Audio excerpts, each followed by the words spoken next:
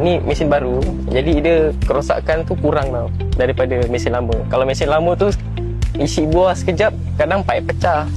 Kalau yang ini tak ada masalah, okey. Kalau servis ni dah masuk kali ketiga. Kali ketiga servis? Kali ketiga servis. Kalau macam nak servis tu, biasa saya telefon je dia orang tu. Telefon, dia terus datang. Ini hari telefon, besok dah datang dah dia. Paling kalau untuk isi satu tayar 12 tu, kalau pakai sawa lama, mungkin dalam 25 minit macam tu. Tapi kalau pakai SYZG ni, mungkin dalam 18 minit atau 19 minit macam tu dah penuh dah untuk satu tayar 12.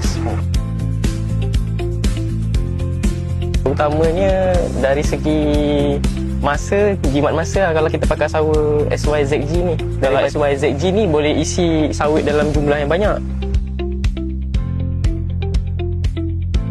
Lagi tambah baik lah. Pasal yang lama kan lambat kan, yang baru ni cepat. Jadi memang beza banyak lah. SYZG ni lebih jimat lah daripada mesin lama tu. Ini memang jimat betul bang, daripada itu. Kalau yang tu 3 hari sekali.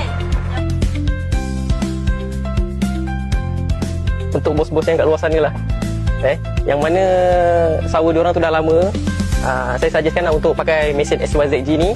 Lebih mudah, cepat, jimat masa. Lagi satu, mesin ni kuat tau.